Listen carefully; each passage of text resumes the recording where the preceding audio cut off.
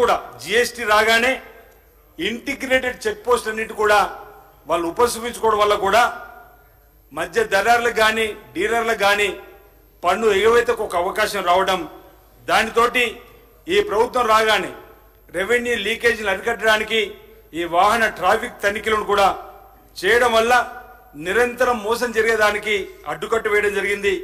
దాంతో వేబులు లేకుండా పోవడానికి కూడా ఎవరు సాహసం చేయలేని పరిస్థితులలో 24 గంటలు 24/7 ప్రతిరోజు అనేక టీంలు ఏర్పడేసి అవినీతి అక్రమాలకు చెక్ పెట్టడం వల్ల ఇక్కడ ఈసారి ఆదాయం కూడా పెరుగుతుంది అధ్యక్ష. ఈ రాష్ట్రానికి సంబంధించినటువంటి ఆదాయం దీనిలో గత సంవత్సరంతో పోలిస్తే 2024-25 మొదటి త్రైమాసికంలోనే ఈరోజు గణనీయమైనటువంటి ప్రగతిని సాధించమన్నమాట ఈ సందర్భంగా అంకెలు కూడా మీకు చెప్పడం కోసం ప్రయత్నం చేస్తాను అధ్యక్ష. దాంతోపాటు రాష్ట్ర ప్రభుత్వ ఆదాయంలో ఈ వాణిజ్య పన్నుల శాఖ 63% వాటితో సింహభాగంలో ఉంది.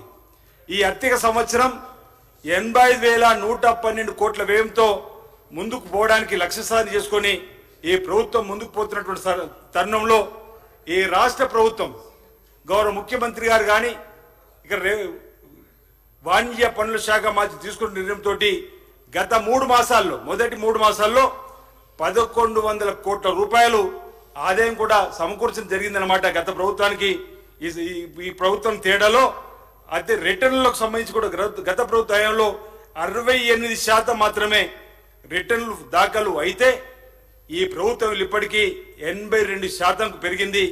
ఏప్రిల్ 20 నెలలో ఒకటే నెలలో రికార్డు స్థాయిలో 4,045 ఈరోజు జిఎస్టీ ఆదాయం కూడా రావడం జరిగింది. అంటే ఆడంబరాలకు పోకుండా ఈ రాష్ట్ర ప్రభుత్వం పేద ప్రజల సంపదను మళ్ళీ తిరిగి ప్రజలకు అందించడంలో లక్ష్యంగా చేసేటువంటి కార్యక్రమంలో భాగంగా ఈ నిర్ణయం తీసుకోవడం వల్ల మొన్న ఏప్రిల్ 1 నెలలోనే 4,045 కోట్ల రూపాయల జిఎస్టీ ఆదాయం కూడా రావడం జరిగిందన్నమాట. ఈ సందర్భంగా ఈ సభ ద్వారా మీకు దృష్టికి తీసుకుని వస్తూ గత ప్రభుత్వంలో ఏదైతే ఆదాయాన్ని గండికొట్టి జరిగినటువంటి కార్యక్రమాలను అక్రమాలు గుర్తించి దిద్దుబాటు చర్యకుడి రాష్ట్ర ప్రభుత్వం సరైనటువంటి నిర్ణయం తీసుకొని ముందుకు పోతుంది అనేటువంటి మాట ఈ సందర్భంగా మీకు తెలియజేస్తా అధ్యక్ష.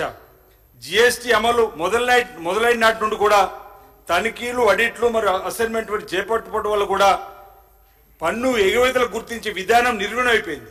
ఓ మాడ్యూల్ ఏదైతే మన ఐజిఎస్టీకి సంబంధించినటువంటి కేంద్ర ప్రభుత్వం వసూలు చేసి జిఎస్టీ అది మన మధ్య నుంచి వచ్చేటువంటి దానిలో ఈ రెండు రాష్ట్రాల మధ్య ఐజిఎస్టీకి సంబంధించి కేంద్ర ప్రభుత్వం వసూలు చేసి మన రాష్ట్రానికి 50%, ఆ రాష్ట్రానికి 50% ఇచ్చేటువంటి లావాదేవీలకు సంబంధించిన ఐజిఎస్టీ సంబంధించినటువంటి జిఎస్టీఆర్ బి సమర్పించారా లేదా తెలుసుకోవడానికి ఉండేటువంటి మాడ్యూల్ కూడా గత ప్రభుత్వంలో లేకపోవడం వల్ల అక్రమార్కులు ఇదే ఆసరగా చేసుకొని ఈరోజు అవినీతి అక్రమాలకు తెరలేపిన మాట సందర్భంగా తెలియజేస్తూ దానికి దృష్టిలో పెట్టుకొని ఈరోజు జిఎస్టీ రిజిస్ట్రేషన్ తీసుకొని మోసగిస్తున్నటువంటి వారిని గుర్తిస్తే 1,048 కోట్లు ఈరోజు మన గత ప్రభుత్వంలో రాకుండా ఉన్నటువంటిది కూడా ఈ ప్రభుత్వం గుర్తించే అధ్యక్ష.